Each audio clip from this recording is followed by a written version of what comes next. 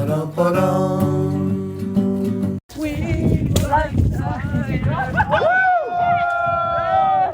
the bottle. I'm ready. Apparently I popped too much since answering. I thought you stepped on something. What happened? No, I was kicking on my feet and it popped.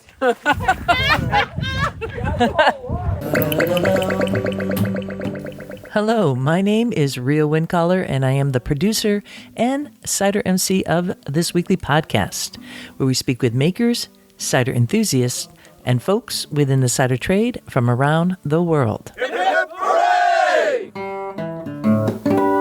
Bringing us into episode 469 of Cider Chat was my fellow merry band of cider pranksters on the recent 2025 Totally Cider Tour UK edition. Yes, what an amazing group. I actually feel like I am at a loss for words on how to do this episode, which is going to be a recap of that tour to bring you in along on how this all takes place, to get you a sense of cider travel, cider tourism, and Totally Cider Tours specifically, along with really the featured part of all this is the folks on the tour. That kind of sums it up for me when I think about how to talk about this particular episode. I keep on going back to the people that I had the pleasure of being with for a week, and I miss them. I miss every single cider tour group that I'm with, and I'm trying to figure out how to meld us all together, meld us all together, because it really creates this bonding experience when you've had this really high, magnificent epiphany after epiphany, at least for me, of beautiful ciders, the makers, the actual visits to each place, the time along the way, whether it's a walk or sitting down and having breakfast with somebody that you've never met before. You start creating this bonding, and that bonding grows and grows, and it's really the reason that I keep on going is because of you out there in Ciderville. You inspire me, and then I get the pleasure of traveling out and about in Ciderville and visiting these magnificent places. How many times am I going to say magnificent in this podcast episode? I don't know. Probably 100 times. All right. Anyways, this is what we're going to be doing this week. Let me fill everybody up on Cider Chat who has never tuned into this podcast before. Cider Chat is a multimedia platform that is now in season 10 of this here podcast.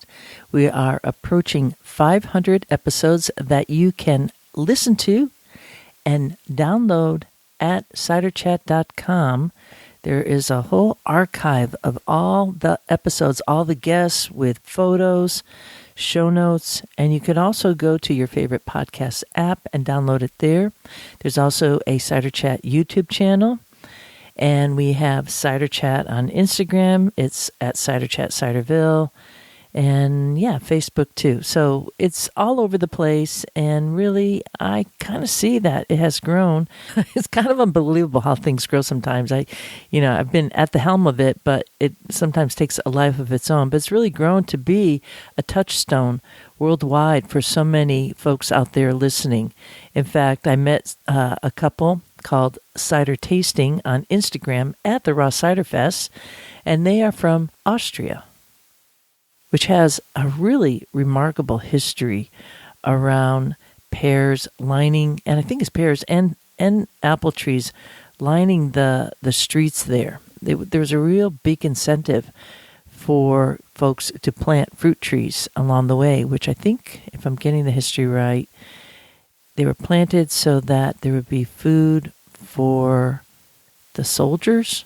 I might be way off on that. I should probably look it up before I sink it in gold here on the podcast, but it's cool. It's a cool country, and the fact that they were visiting in England at that time, same time while I was at the Raw Cider Fest, was super wonderful to meet both of them. And that's what happens, those kind of touchstones, whether it's Austria or Chile or Australia. We had a guest from Hungary on the tour. You have heard of her before, Ancha. You'll hear from her again on this here podcast. It's really a touchstone worldwide for everyone to be able to share cider news and to hear what's happening in all the special spots of Ciderville worldwide. And in this case, many of those special spots are places that we all want to visit. So then I set up curated tours to be able to go to those sites, and I've been doing that since 2018. In addition to setting up actual tours that I am there leading with the group, I also set up itineraries for folks, most recently for different folks who want to be going to France. So that is another service that we provide. So Cider Chat has a lot of different things. You want to check it out. Go to ciderchat.com. You'll be able to find the podcast archive there and all the other pieces like the Cider Going Up campaign. Those are the featured patrons of this podcast. We actually have a new patron. I'll be talking about them in an upcoming episode. But for now, I want you to know that there is a Texas cidery that's going to be coming online very soon. And the name is Kanga Cider, which I love, because it has a bit of a twist of Australian vibe to it and the Texas landscape. So, yeah, that's going to be a really fun cidery to be following. And they just became part of the Cider Going Up campaign via the Cider Chat Patreon page. So, yeah, there is so much to be talking about all that. But really, what I want to talk about this week is the tour that we just took to the United Kingdom. And boy, what an experience it was. So I'm going to get back to my notes here, kind of organize myself, and then we'll be right back sharing with you a wee bit of the experience of a Totally Cider Tour. One of the main questions I get asked while leading any Totally Cider Tour is, how did you do this? How did you put it together? And my basic elevator quick answer is, I get lost so you don't have to. And that pretty much sums it up about everything that I do to get to this point of having a tour to offer people that I feel you would have a blast at and have a balance of both uptime and downtime and personal time to be able to relax into the experience and really take in what you have really saved up all your time and hard-earned money to be able to come on a Totally Cider Tour and have this full-fledged experience that feels savory and complete. So yes, I get lost a lot. And last fall, well, I've been to the UK before, but last fall, I returned directly from Paris to Bristol in the West Country. So that's to the west of London, where it's a mega cider region. Not to say that there isn't cider and really outstanding cider happening both to the east, south, and north of London now. So it's spreading. It's spreading in such a good way. But my real aim was to zero in on that. So I arrived there last fall and spent 2 weeks getting lost so you don't have to. And then just right before this tour, I arrived yet again to, once again, continue to tidy up the tour and curate it so that we would have a seamless experience. So yeah, there is a lot of work to be done to set up a tour. And I am absolutely leaning on all my amazing contacts that I have there to fill in the dots and create an experience that is both a gastronomic experience with the food and the cider, a sightseeing experience, and really giving the flavor of the beauty of the people who are all part of the United Kingdom. And we're in 4 different territories for this particular tour. We all met up in Bristol and then headed into Somerset. And so the first day, I thought, let's kick it off with a big one. Because why not, right? You have the largest consumers of cider. The country that gets that title is the United Kingdom. They consume more cider than any other country in the world, which is kind of hard to believe with all the cider that's being drunk down in Asturias in Spain or in the Basque region. But it is true. The English and the Welsh, they really are kicking back the cider in the best way possible. So what we did then was, we went to one of the largest cider mills in the United Kingdom, and that is the Showering Cider Mill. And we got some really interesting tidbits that I didn't get on the episodes that I recorded with Nick Showering and Bob Cork, who is the cider maker, or has been the cider maker there at that Shipton Mallet Mill for the past 40 years. And check this out. Check out these stats.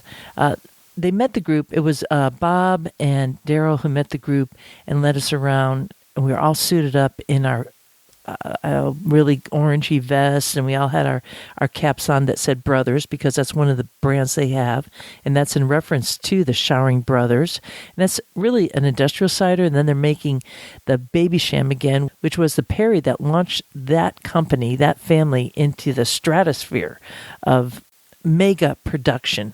They brought in over like 200 vertical tanks that were all outside during the height of the Baby Sham craze, and then eventually had buildings built all around them, and we were able to tour all in this facility and really had the honor of being the first cider tour to ever do that since the Showerings took back the company somewhere around 2016 or so.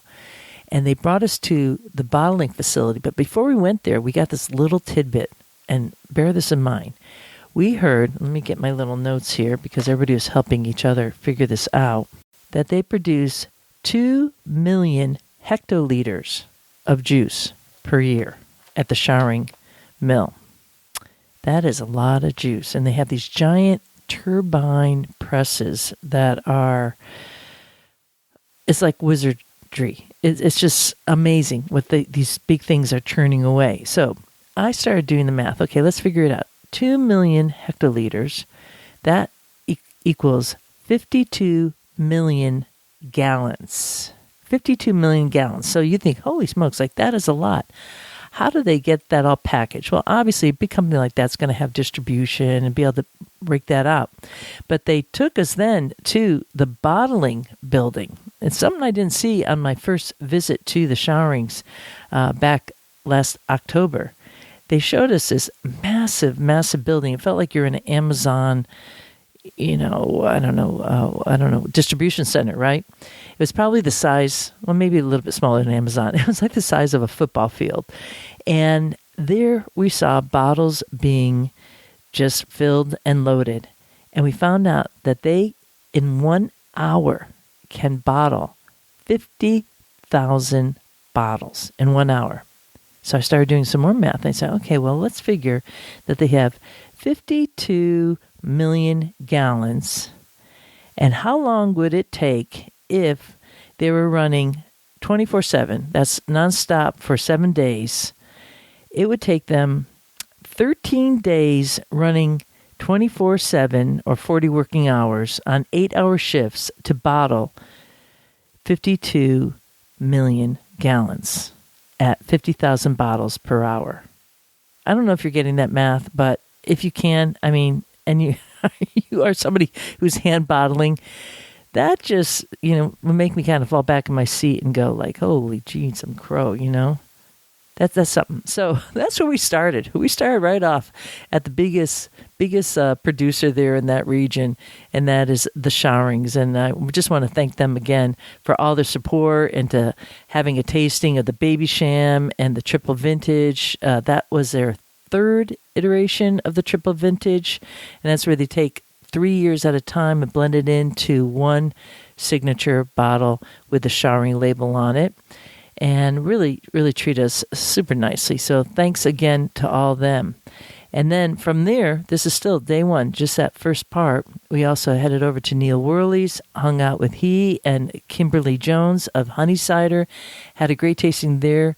Neil has been on the podcast. He won the Golden Fork for his Keeved cider, and he and Honeys are doing a collaboration called the Midford cider. I really loved that. I took it home. It was great.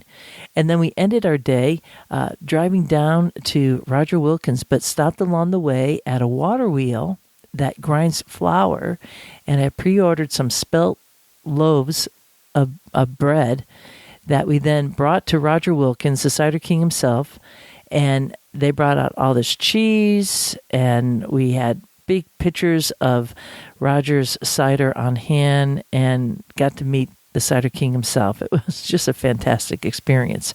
So that was just a little bit of day one. Why don't we next go to hear from one of our guests on the Totally Cider Tour, and we'll go directly to Dan of Spacetime Mead and Cider Works. He is based in Dunmore, Pennsylvania, and before I say more about it, Dan recently announced that he was retiring from Spacetime Mead and Cider Works, and this is really some great news.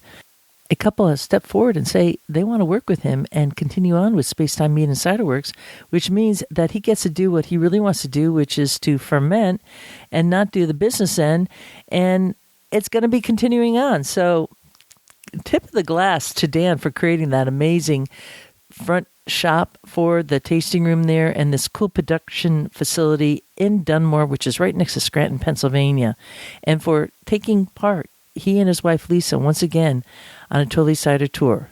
We're going to roll to that clip now. Dan Schreffler, Spacetime Mead and Cider Works out of Dunmore, Pennsylvania. And here you are in the UK, Totally Cider Tour. Life is good once again. How did that happen? A repeat from France, yeah. Well done, Rhea. Thank well you. done. Well done, Dan. Yeah. And Lisa.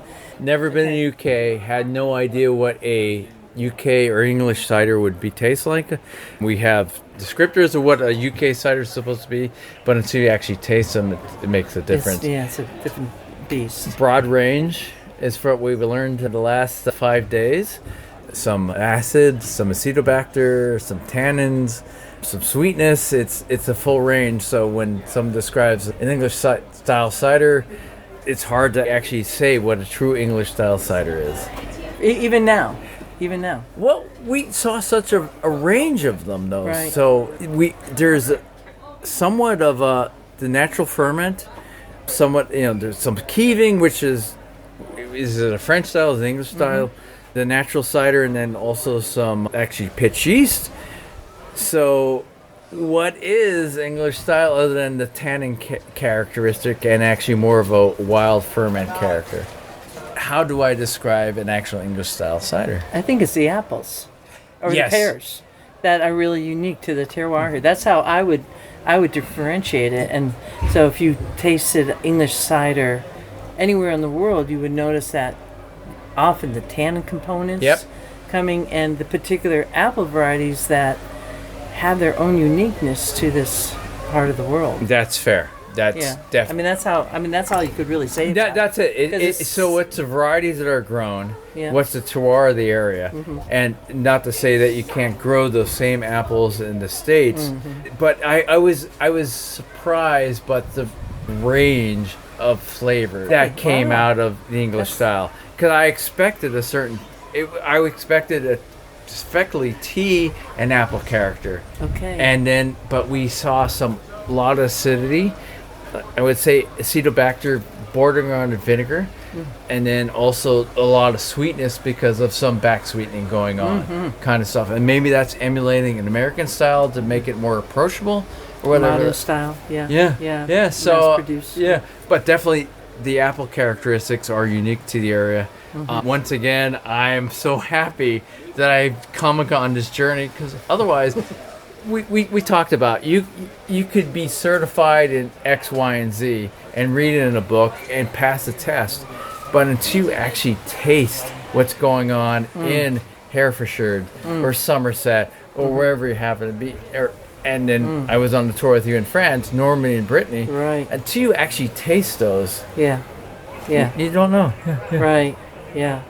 Well, I think you brought up an interesting point. I hadn't really thought about it. Is that making cider is the same no matter where you are in the world. And we were in France, and there you would have that cider bouche, which is cider under a cork, and you would have that kind of like Keith style, very low alcohol. And we do have the wide gamut here, which I think is a cool part of the UK, which is the largest cider drinking country in the world. But I'm hoping that you might, in a blind tasting, that out of that you would actually probably, I think, would be able to pick out that UK cider. Yeah. If it's a UK cider that is like true to that apple or pear. Yeah. And let's say a wild ferment, or even not a wild ferment, has little cultured yeast that's really addressing the fruit versus other adjuncts or a collab. The technique to do it. Yeah. So so that's fair. So the apple varieties are going to have more tannins to it. Yeah. They're going to be softer. They're not going to be as sharp as some other varieties in the long line, and they're not going to be as sweet as say a French cider along the long line. Yeah. But I just the open again. We look at stereotypes, and we expect a certain thing. But what I saw on this tour was a fairly broad range. I mean, Cider Fest, the range of what I've tasted today has just been tremendous. So has. Now, obviously different than American style cider. No heavy carbonation, no heavy acidity, no heavy sweetness to it. So very approachable. I bought a whole bunch of local cheddar cheese, local blue cheese and Stilton's, paired beautifully with it. Yeah. That I would think that would actually fight the palate if I would do this in the United States and that. And then from a French style then too, I'm looking for more of a camembert kind of cheese and something along that line. So this tour has been absolutely gorgeous as always. Yeah. Any particular spots that you really enjoyed or any sites that like Oliver. I mean, you're talking about your iconic English cider. Yeah. Here's a guy that's not only producing and is the staff that's producing a really, really good English cider, but personality and the story behind it. I'm almost thinking like an Alfred Hitchcock of an apple cider kind of thing. Yes, it's life. Life is good. Yeah. Well, thanks for being here once again. And it's so nice that we spent time with the two of you. I appreciate it. Thank you. Thank you. What is a UK cider? Well, I could tell you one thing. Sitting on the back bus trying to do a recording with Tom Heeman, who is based up in London, Ontario, in the great country of Canada, and trying his amazing ciders made me realize that that is a totally different terroir than the UK, and that's how it defines itself. In many ways, it reset my palate drinking Tom's ciders while we were on the bus. Let me cue you in on what I'm talking about here. As we're traveling along, Tom Heeman and Susan Judd, who are with Heeman Cellars, just a lovely couple. They were on the French cider tour with me last fall, and they were able to come on this cider tour too to the UK. And Tom brought a whole bunch of his amazing cider, and I don't say that lightly. It really floored me. I had just a little taste of his cider in Chicago, a cider by the name of Century, and then he brought a whole bunch of single varietal ciders that we were able to taste on the bus. And we tried to do a recording, but I regret to say that recording on a bus is just not a good idea because they had so much traffic and noise background that I can't really roll it out to all of you on the podcast. But I will share you this. He had 4 different ciders that stood out, and it's all part of the Heeman Cellars single varietal series. And the first one was, a UK apple, no less, called the Yarlington Mill. And that was a blend of the 2023 and 2024 vintages, and was barrel aged in a Canadian oak cask and also stainless steel. It had this beautiful golden hue. It was sparkling. It was smooth, no back sweetening. The acid was perfectly balanced. Tom called it slightly oxidized tannin. And boy, was it a refreshing palate cleanser, to kind of get you out. Sometimes when you're drinking a lot of regional cider, you want to have something totally off the wall. Oftentimes I'll go for beer, but in this case we had some Canadian cider on the bus. They also opened up New Tradition, which is a blend of Dabinet, Kingston Black, Michelin, and a couple other apples. And each variety was fermented and barrel aged separately and then blended in. And dang, was that a good tasting. Incredible cider at 6%. The oak aging gave it a light whisper of that caramelization. Really, really tasty. Also, a Wolf River, which is a very large apple. It's like the size of a mini soccer ball. And this one, they extended the Lee's Contact, yet another crazy, crazy cider that we drank there from Canada. And then another one he had was a Dalgo crabapple, a single varietal Dalgo crabapple. It was the first run of the 2020 pressing, and that was aged in a neutral French oak barrel for 2 years. Malolactic fermentation did happen, and it was freaking delicious. So, Tom Heeman Cellars. we have so much abundance out there in Ciderville. And I want to say, if you are in North America, I'm not sure what it's going to be like shipping it down into the United States, but if you're in Canada, you are one lucky duck. Get on their club. He is kicking out some amazing ciders. I'll just say that, okay? I just want to say that. I love these people, and then I did not expect him to be opening those bottles. Absolutely delicious. So I think that's a good enough intro for who's next. We're going to be hearing both from Tom Heeman and Susan Judd. Let's roll to that clip next from the Totally Cider Tour UK edition. My name is Susan Judd. And I am Tom Heeman, and I am also from London, Ontario, Canada. Mm-hmm. You guys have a business there. You have a Heeman Cellar, so we want to make note on that. You brought a bit of cider on this UK tour. That cider that you brought was wow. And it's nice to have one country and then have these other regions of the world, and you could really see the difference, on the apples and what you're bringing out on it. Yeah, well, I think you did a really good job setting up our visits so that there were interesting insights in terms of the similarities and contrasts between the stops. And I think when you were able to try the apples that are from here but that have been transplanted to North America, then you get an interesting insight and contrast as well. Yeah.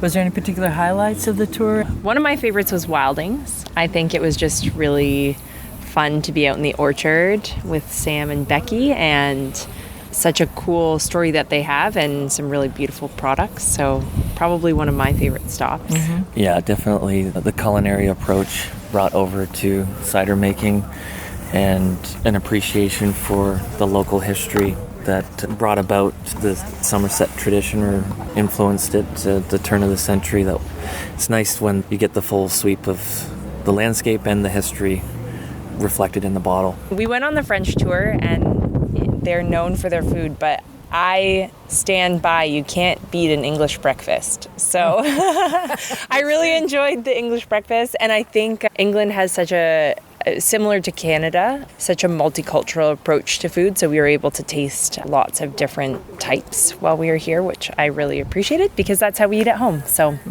really delicious. Yeah. You got kind of like the more homier cuisine, which pairs well with kind of those thirsty ciders, and likewise there's every food way can be done with intention, and that paired well with again some of the more elegant ciders as well. So I think we got a full spread. Mm-hmm. And are you feeling rested going back? I know that we've had a long day yesterday and everybody's a little tired today. It's our final day on the tour. How are you doing going back to this week ahead here? How are you feeling? I need a little vacation from your vacation? I think this style of travel, it's certainly jam-packed, but there is, I think, a relaxation in not having to really worry about where we've come from or where we're going. It's just, I think in the planning piece, it does take off a lot of the mental load when it comes to the travel. And so I do find it quite relaxing and a lot different of a style and pace of traveling than if we had to decide on our own where we're going to eat dinner every night. So that's why I appreciate these types of tours. Yeah. Well, we've been on farm tours where you get up at the crack of dawn and you're back at 8 p.m. and you see 5 or 6 farms and you're not rested and you don't really get to take everything in the same way. And I think the pacing on this tour is very nice in that it allows you to really engage with the subjects that you're experiencing. And then days like today where we do kind of have that natural decompression before we're scattered to the winds across the world. So yeah, being at the castle with the little cheese boxes and some cider, it's a nice touchstone. Yeah, that's the way I like to do it. Well, it's so good to see you guys again. It's been 2 years. Or was it just yesterday? No, it was just like yesterday. It was kind of just yesterday. Yeah. Last September. September. Thank you. This last year has been like 2 or 3 years in one. So I know. Yeah. I know. It's so true. Anyways, I always love seeing you, and I love what you're doing at Heeman Cellar. I'm really excited for the ciders. We were tasting the bus and with you today. It's just fantastic. Well, thank you for saying that, and I think we got a whole new wave of inspiration to take back that'll fuel us for, the years to come. So, thank you.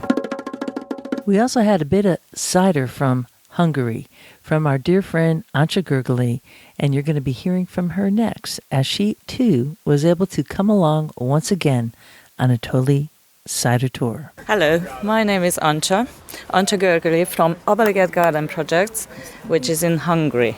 It's a little 2.5 hour flight from here to the UK? Yeah. 2.5 hours flight and about 3 hours driving at home. Yeah. 3 hours, that's it. Wow, that's amazing. Yeah.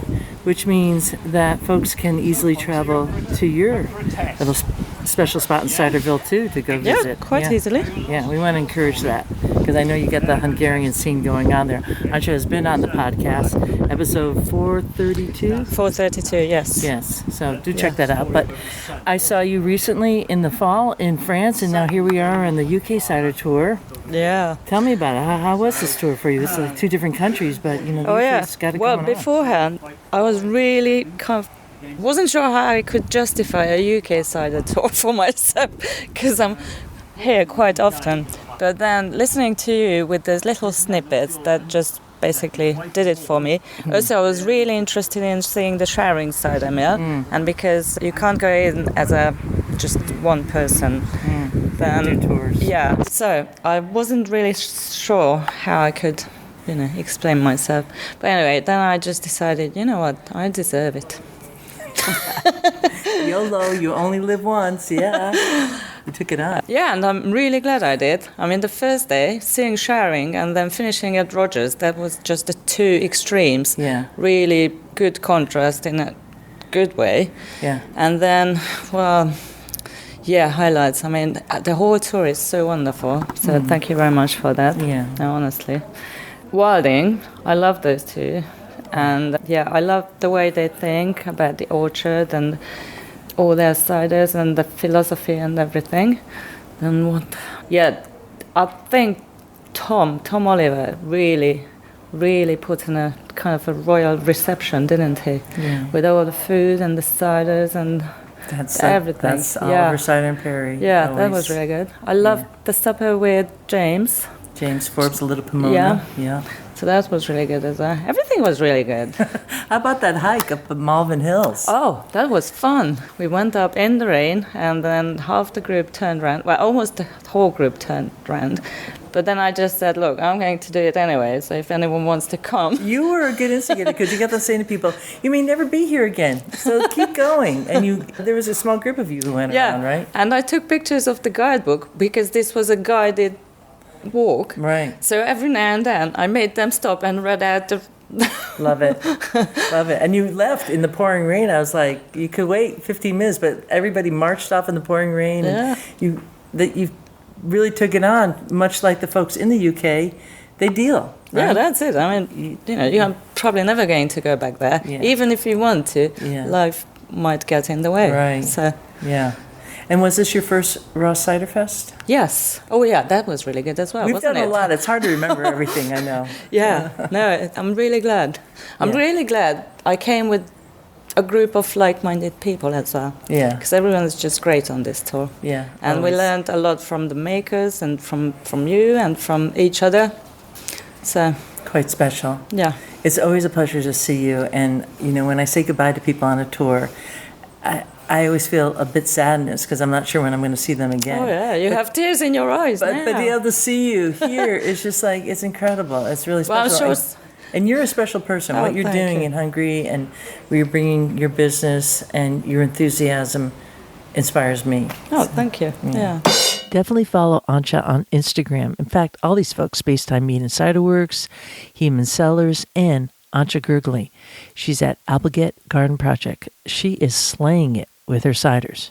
Up next, we're going to hear from a couple that is based in Virginia. I'm Rodney Coral from Troutville, Virginia, USA. And I'm Michelle Coral.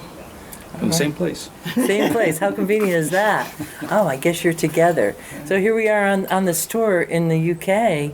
What got you here in the first place? What made you think I'd like to go on a UK cider tour? Mainly, for me, it just got interested in cider a few years ago, and my son put me on the Cider Chat, and listening to your stories on your French tour, I guess 2 years ago, it sounded exciting. And I didn't want to go to France ever because the language. And I thought when England came up, in fact, when we first started talking about the French cider tours, I said, well, I hope she has an English cider tour. What has been some of the highlights for you on the tour? Just recognizing that all of the things we're seeing, all the places we're seeing, the people we're meeting, that is not something that's possible to do on your own without crazy research and crazy contacts.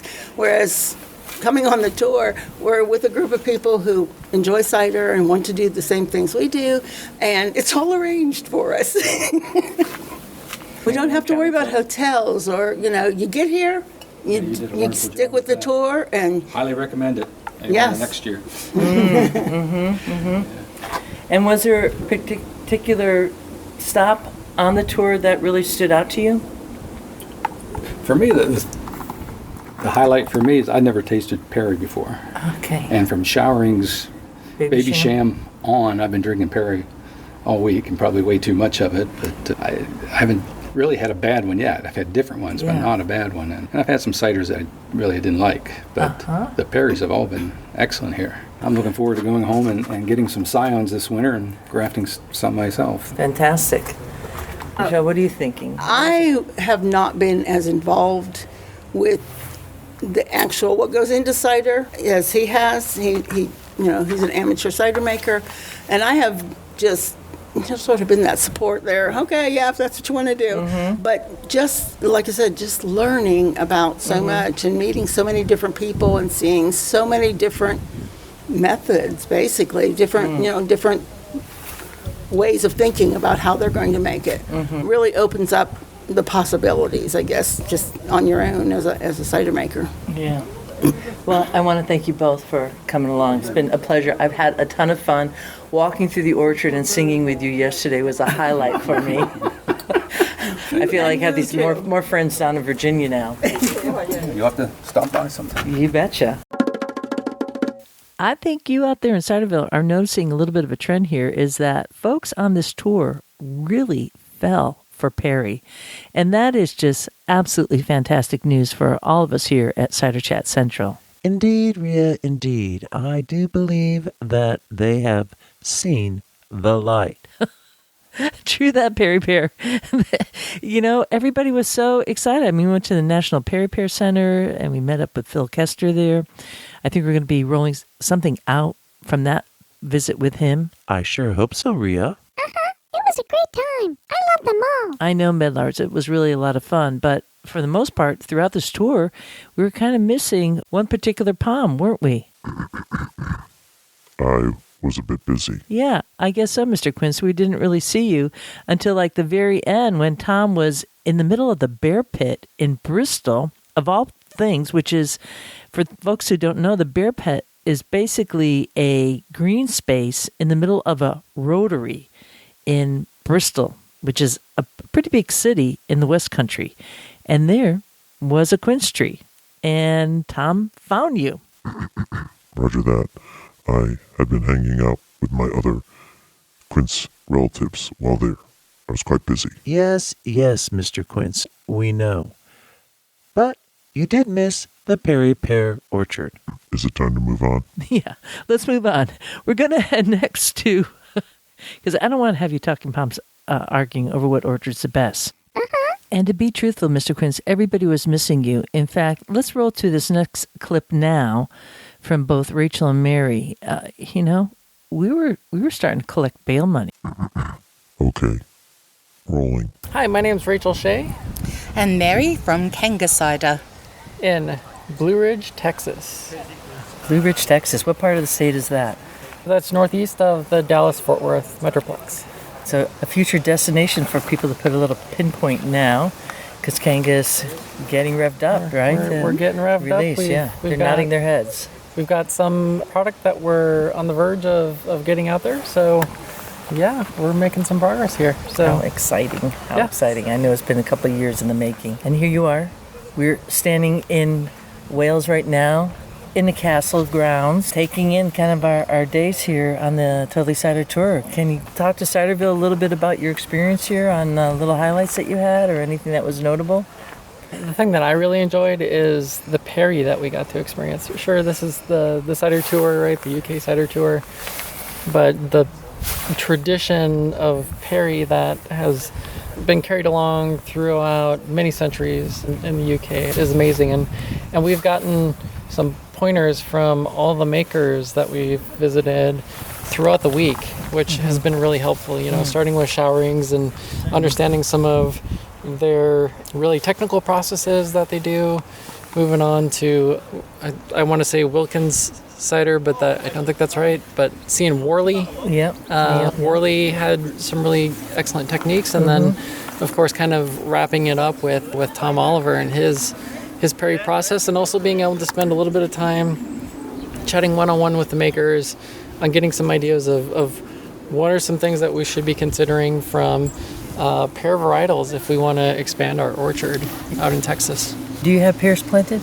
We do have dessert pears planted. Okay. That were a resident there when we bought the property. We have a small holding that we bought it for the land and for the house, and the orchard was kind of a bonus, right? But that's kind of what got us on this cider and perry tour, I guess tour to begin with. It's helped us to think about planting more pear trees and what to plant.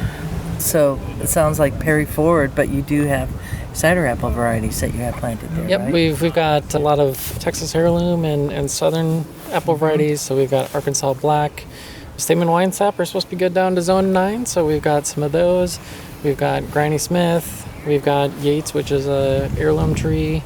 There's a Harrison tree that I think we need to plant as well, because I've heard that there's a good varietal mix that you can make. We also have swamp apples.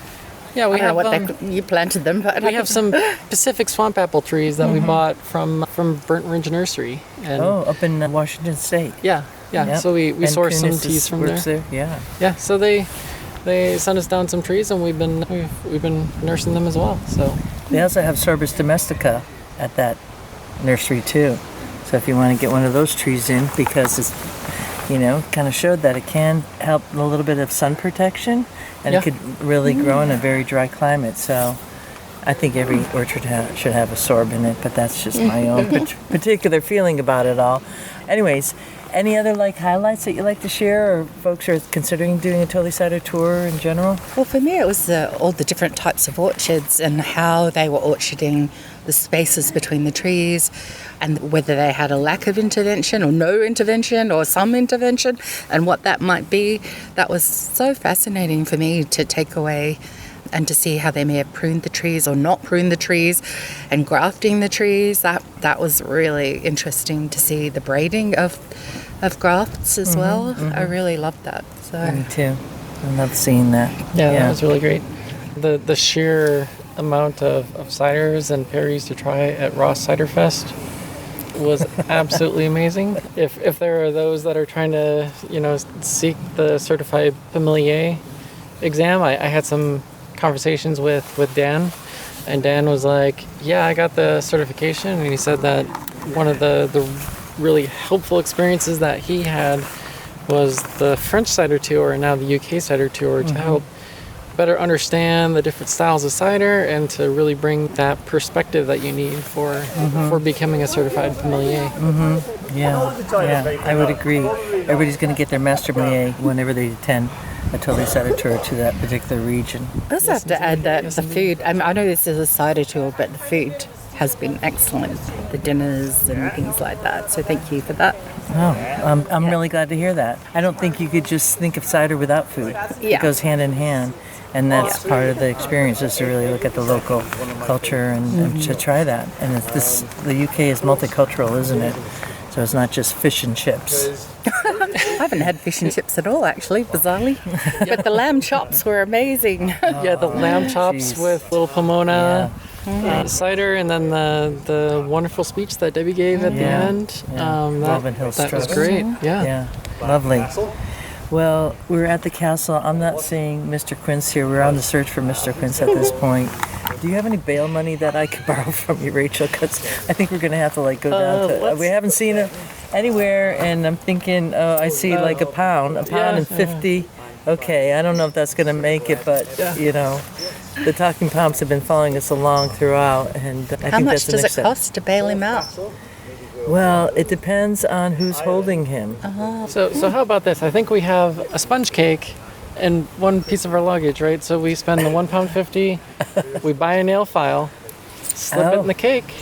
Oh, perfect. And then we just somehow slip it through the bars. And that is a good idea. Let them go at it. We're on it. Okay. This is the mind of an engineer talking. Right? I love it. That works for me. Let's do that.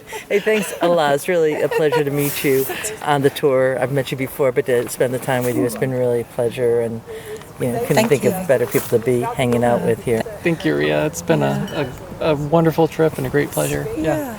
And we're looking forward to seeing you on future tours. All right. That's what I like to hear. We'll need to make sure we stay on your list. You're on it. You're on it. Thank you, Ria. That's very nice of Rachel and Mary, but I don't need bailing out. I was in an orchard. Right. Just like when we were visiting. I think we need to move on. Okay, Pops. It's okay. Look, Mr. Quinch, just know that everyone loves you. Everyone missed you. We're glad that you're found. You're back at Cider Chat Central with both Perry Pear and the Medlars. And we're going to keep on rolling through this episode. Just know, hey, you Poms, you are well loved. Yes, we do know that, Ria. Thank you. Thank you very much. Rolling. Chris and Megan from Ohio. We've just learned there's a whole world of apples we didn't know about. We hadn't had Perry's before, so I think the whole Perry-centric thing was amazing, and we've had some great Perry's on this tour. I think we come from a enthusiast person side of things. So it's kind of been great to learn from the growers here and the people making the ciders, how they take the local apples and make the amazing things they do. You've never had Perry before? No. You can't get it in Ohio. Yeah. Wow, okay. You don't get it. Okay, yeah. How much Perry are you bringing back home? Oh my gosh. Couple bottles. Yeah, 2 or 3 at least. Okay, yeah, we got some of the smaller ones. Baby Sham. That was a got classic. A couple of the Baby Shams. The one, yeah. That's a tiny little bottle, thank goodness. No, I know. We can get that. Yeah, we really enjoyed the Wildings. November, September. Yeah. We got a bottle of the November. Oh, good. Yes. Me too. Yeah. So I would think that was a surprise to learn more about the Perrys, the pears around here. So. Well, the pear trees are very happy to hear that, right? Oh, yeah. Perry Pear is probably clicking. If he has seals, I don't know. There you go. So. Was there any particular highlights besides the Perry or any kind of visuals? Of course, the tour was not over yet, but Right. I was really surprised with Tom Oliver's. I really enjoyed that. He was such a genuine person to sit and listen to, and really seemed to be open to discussing everything and taking questions and of itself. Kind of classic. Sure. Yeah.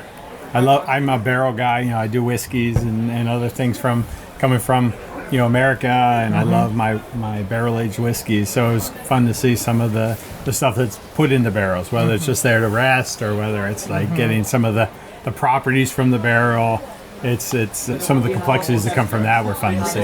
I've really enjoyed having you guys on the tour and showcasing Ohio because it's a region that people don't think about for apples, but you have Bent Ladder, you have Youngstown where Dope Cider House is, and some other new cider makers on the map there.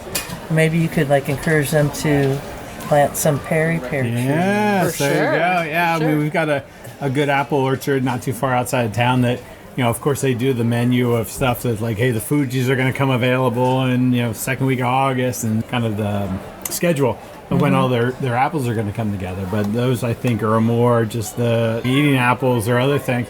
And so now I got to see what else they have that we can turn into ciders. So for sure. We've started something. That's for sure. Yes. There's a lot of potential in Ohio, and we'll see what we can do with it. So, it certainly is. Yeah. And I'd say it's been great to meet the folks on the tour, and we're enthusiasts. We're not makers or anything, and so I've I've asked the stupid questions to some of our... No stupid questions. No. But I'm an enthusiast. Oh, there you go. Yeah, I'm an enthusiast, yeah. To some of our the people on our tour, and they've helped me with flavor profiles, and like, this is what I'm tasting, and it's been good from like a novice standpoint to understand what I'm actually tasting. So it's been fun. Yeah, there have been people at all different levels, from drinkers to novice makers all the way up to professional makers. So it's been great to learn from all different kinds of walks of life, that everyone has a different perspective, and that's really been great.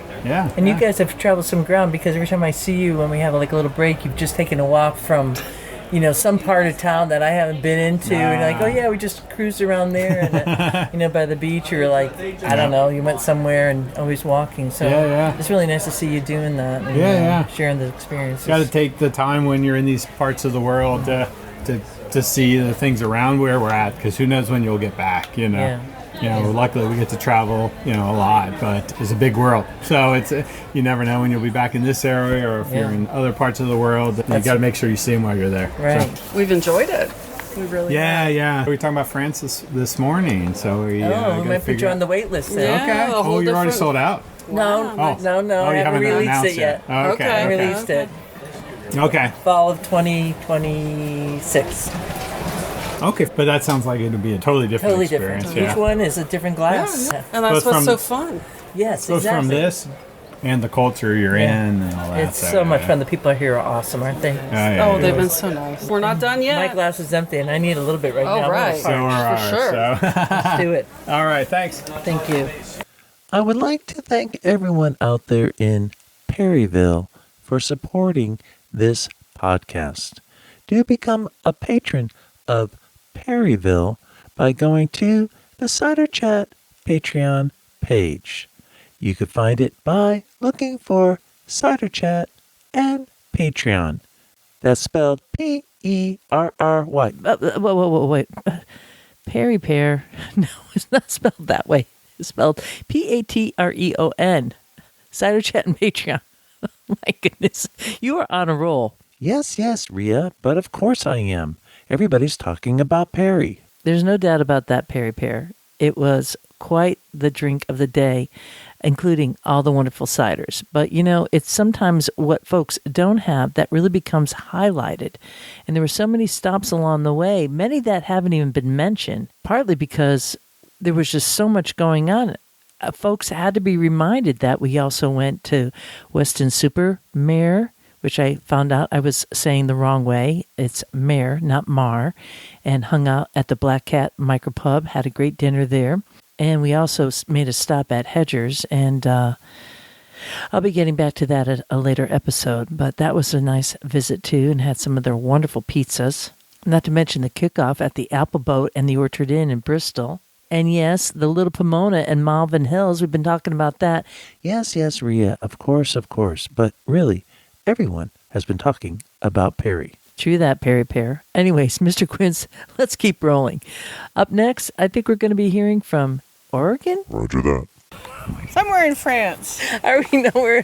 Well, this was, conquered by the Normans at one point. The last time I saw the two of you was in France in 2022, and now we're, is that right? 2022, and now it's 2025, and we're in the UK. So you're back again for more Totally Cider Tour. We're on the tail end here. Yeah. How's it going for you? What were some of your thoughts on this tour?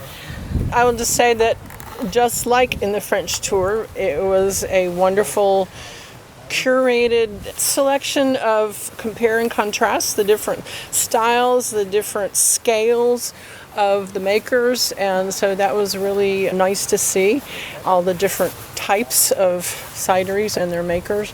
And as with the France tour, it was also a very congenial group of people that we had a lot of fun meeting and talking with, so yeah, we totally enjoyed the trip. That's so it's good to hear. I was laying there last night thinking, and I said, I really didn't like English ciders that much. But then I thought about, well, that's not really the purpose of this trip. The purpose of this trip was to see all the different ciders and see how the different scales and the different ways they made things. And so that's what it was all about. It wasn't really about the cider. It was about the people. Did you find any English ciders that you liked, or UK ciders? I like the rosé. You like the rosé? I really like Perry James from Little Forbes. Pomona. I like James Forbes of Little Pomona. Yeah, you're bringing a bottle of that home. I liked Wildings. Wilding, yeah. I like theirs very much. Yeah. Yep. And I liked Oliver's Royale, which is fortified, and I really like fortified ciders. Yeah. So that was really good. Yeah, I saw you purchased like the first bottle because they just released it and you had Tom sign it for you. Signed bottle. I thought that was very, very cool. Yeah. I did it because I wanted to let him know I really appreciated it. Yeah. And I did. So Yeah. it was pretty cool. Yeah. So And I really enjoyed Tom's playful approach to making cider. He's very innovative and he's doing some very interesting things. So Yeah. not one to rest on his laurels. And one of the things I figured out is your secret. Your secret is that you're doing all this work and all this for all these people. That's because you like cider people, and they're all really nice people. That really does inspire me. Just to hang out with everybody is an absolute blast. Yeah, you think of all the horrible things going on in the world, and bad news and the politics and all that, and then you get around cider people, and they're just happy people. It's really fun. Because we're all drinking. We're all drinking, yeah. Well, that helps. Yeah, that helps. So good to see you guys again. Yeah. I mean, when you said you wanted to go on this tour, I was like, yeah. Because I miss everybody in all the past tours.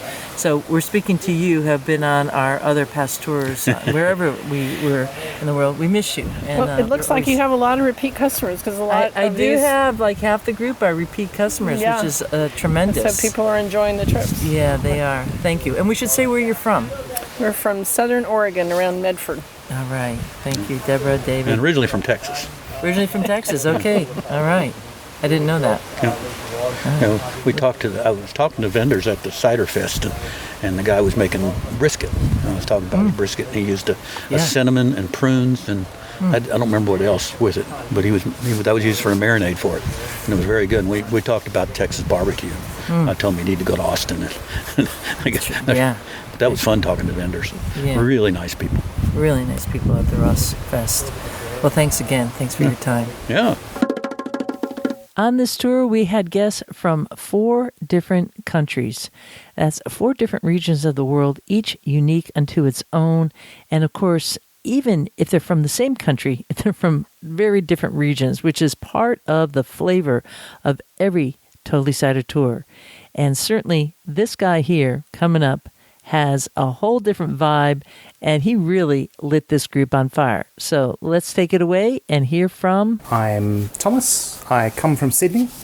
I have relatives in the UK, so I come here fairly frequently and am very interested in cider, in cask ale, in the sorts of drinks I can get here but can't get elsewhere.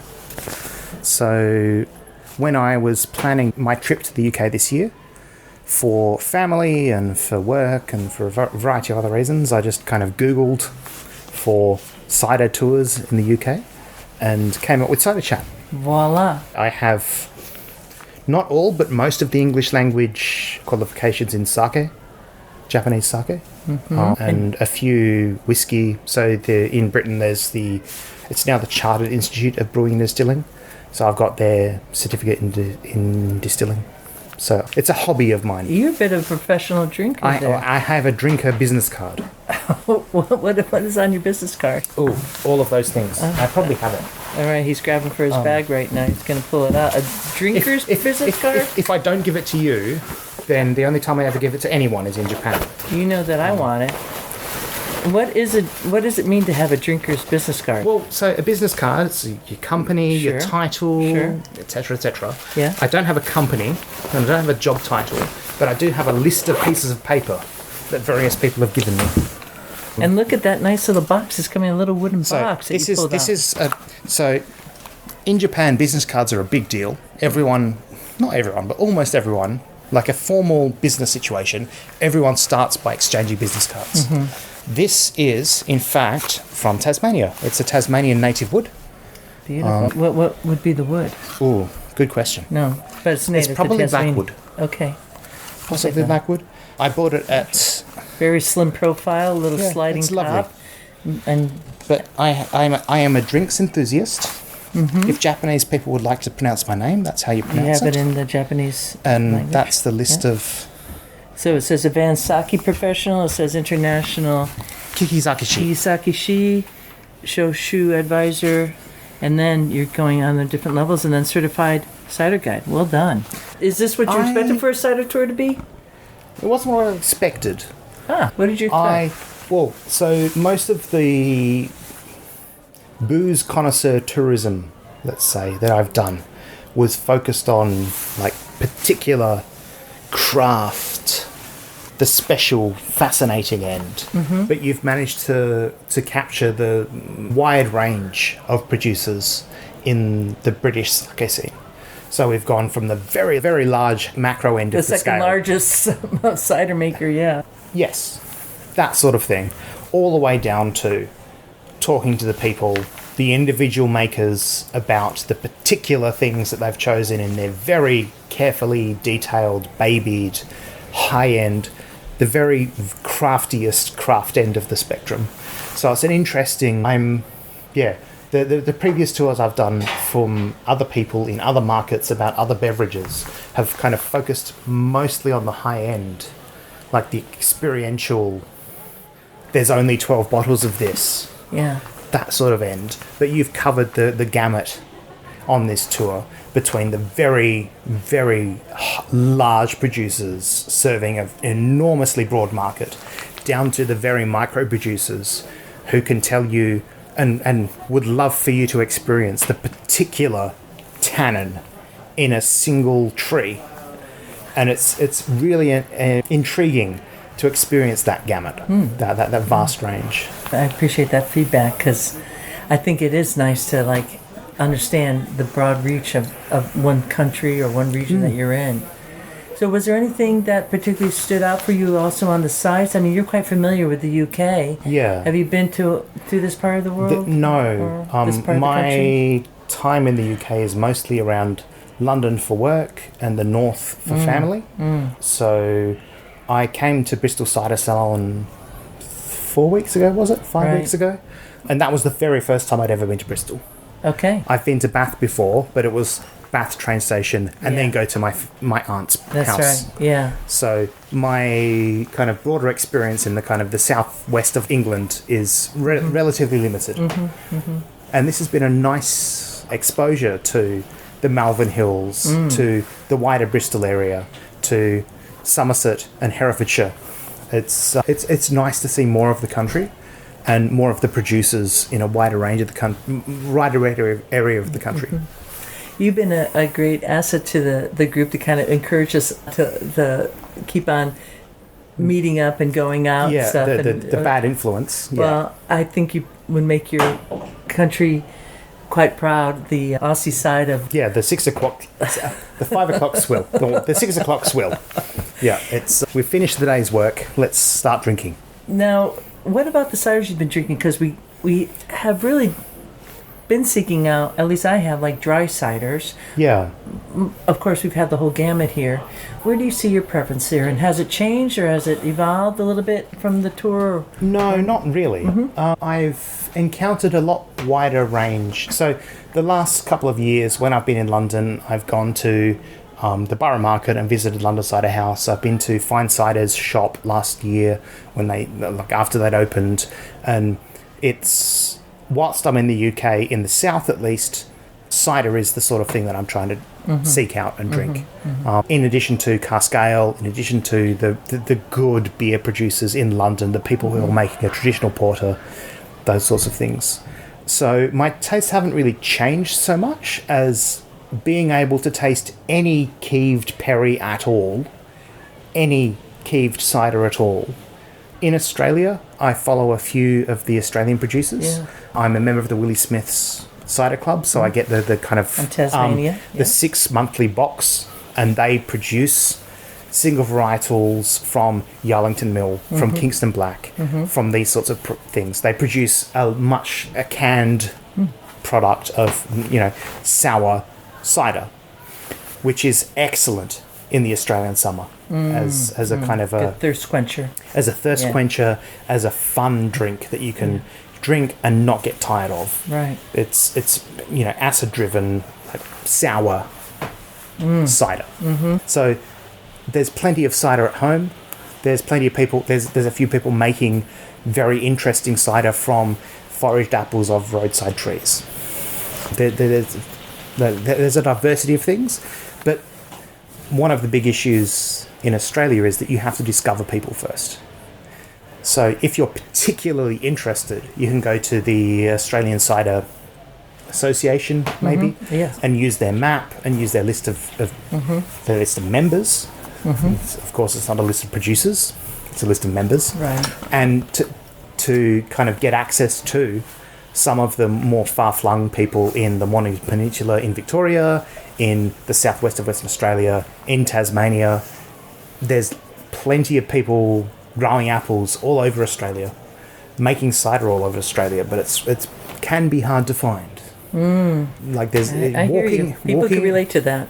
When I walk into a pub, I get to choose between, macro cider made from concentrate and macro cider made from other fruit concentrate. In the same way that in the UK, every pub in the country has Strongbow dark fruits. Yeah.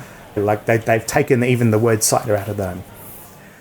So in Australia, we've got lots of access to,